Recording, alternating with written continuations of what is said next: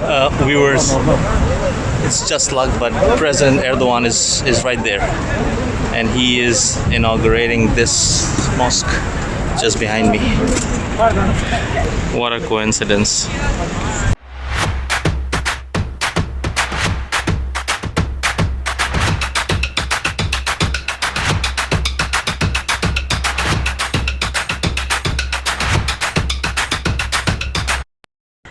ये एक stray cat है जो सड़क से जो है ना वो ऊपर टेरेस में आ गई है किसी तरह लिफ्ट में बैठ के।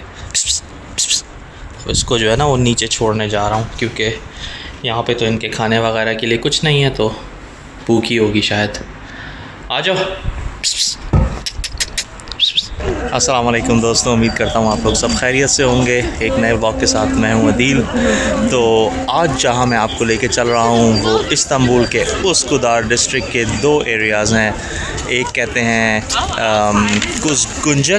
कुज़गुंजक यस, एंड वहाँ एक बहुत ही फेमस स्ट्रीट है इजादिये के नाम से।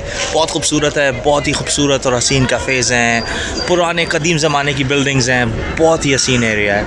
तो उस्कुदार आपको याद होगा मैंने आपको मेडन टावर की एक व्लॉग दिखाया था जहाँ पे वो एक शहज़ादी थी जिसको बादशाह ने बंद कर दिया था क्योंकि एक प्रोफेसी थी कि उसको कोई सांप खा लेगा या कि सांप डस लेगा और वो मर जाएगी। एनीवेज़, तो कुज़गुंजक और एक पार्क है जिसे कहते हैं फ़तेह पाशा पार्क, बहुत ही खूबसूरत एरिया है। उम्मीद करता हूँ आपको ये व्लॉग पसंद आएगा, मोस्टली म्यूज़िकल होगा, तो एंजॉय करें और मेरे साथ रहिए।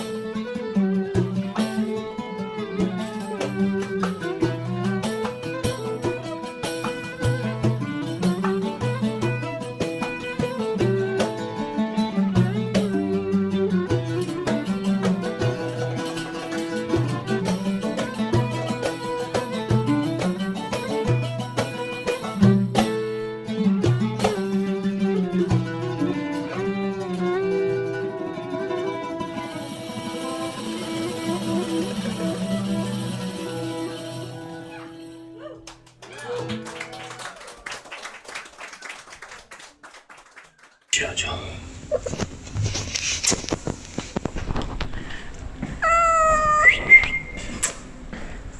इनको ऐसे